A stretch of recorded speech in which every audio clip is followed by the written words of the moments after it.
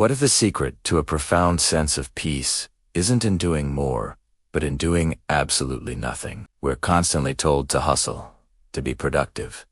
But what if embracing idleness is the most revolutionary thing you can do for your well-being? Prepare to redefine your understanding of fulfillment. We live in a world that glorifies the grind. Every notification, every email, every social media post screams at us.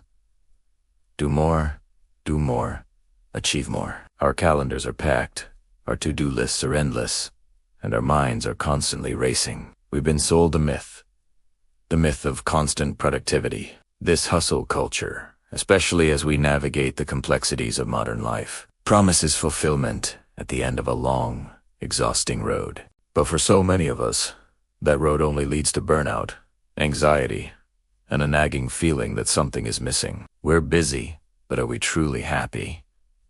We're productive, but are we at peace? This relentless pressure to always be on has created a collective exhaustion. We're chasing a version of success that often leaves us feeling empty. What if the solution isn't another productivity hack or a new time management system? What if the answer is completely counterintuitive? What if the key to unlocking true contentment lies not in adding more to our plates, but in taking everything off? It was a Tuesday afternoon, and I was staring at a blank wall. My to-do list was a mile long, deadlines were looming, and the familiar hum of anxiety was building in my chest. Instead of diving in, I did something radical. I closed my laptop, put my phone on silent in another room, and just sat. I did nothing.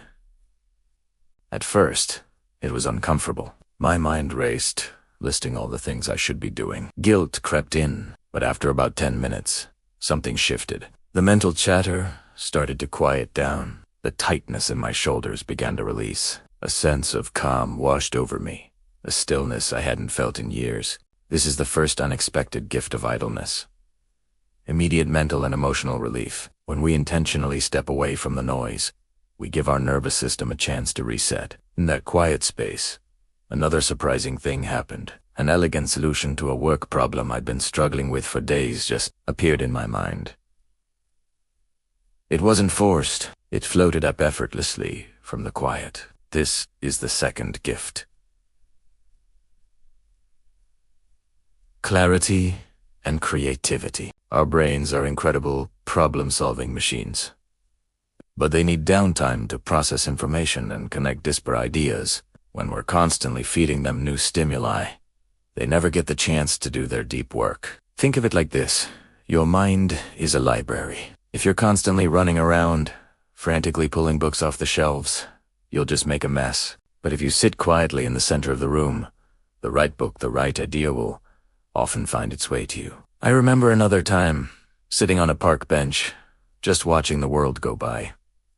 No podcast, no music, just being. And suddenly, I understood a conflict I was having with a friend from a completely new perspective. These moments of insight don't come when we're forcing them. They emerge from the stillness. So, how do we bring this magic into our own chaotic lives? Redefining doing nothing is key. It's not about becoming a couch potato or abandoning our responsibilities. It's about integrating small, intentional pockets of stillness into our daily routines. This isn't about mindless distraction. Mindlessly scrolling through social media, for example, isn't rest. That's just another form of stimulation. Another way of keeping our brains busy and avoiding true quiet. Purposeful idleness is different. It's a conscious choice to disengage. Here are some practical ways to start. Try a tech-free commute. Instead of listening to a podcast or checking emails on the train, just look out the window. Notice the buildings, the people, the sky. Another idea is the 5-minute pause. Set a timer for 5 minutes between meetings or tasks. Don't pick up your phone. Just sit, breathe, and be present in your own space. You could make a cup of tea and do nothing but savor the warmth and the taste. A huge hurdle for many of us is the guilt. We've been conditioned to believe that if we're not being productive, we're being lazy. To overcome this, reframe it. You are not wasting time. You are investing in your mental clarity. You are recharging your creative batteries. You are prioritizing your well-being. Just as your phone needs to recharge to function, so does your mind. This isn't laziness. It's essential maintenance. The benefits of embracing idleness extend far beyond a quick mental reset.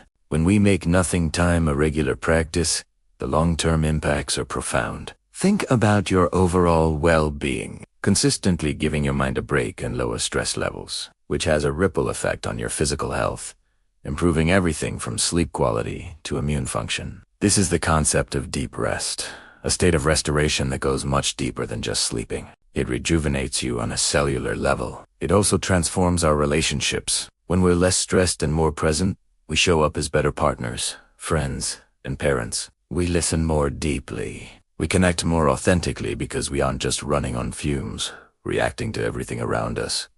We have the mental and emotional capacity to truly engage with the people we love. Ultimately, regular nothing time redefines our entire approach to life. We start to see idleness not as a luxury we can't afford, but as a necessity for a rich, sustainable, and joyful existence. It teaches us that our value isn't tied to our output.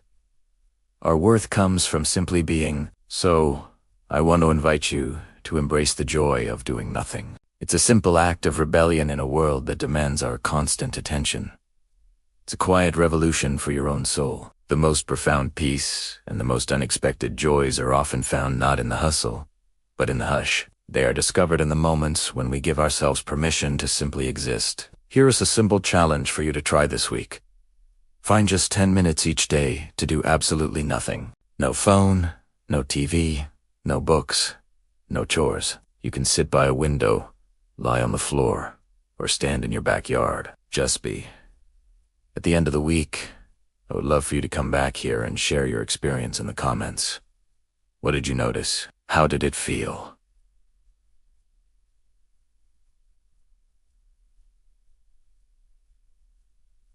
How did it feel? Let's create a community that values rest as much as it values work. Thank you so much for spending this time with me today.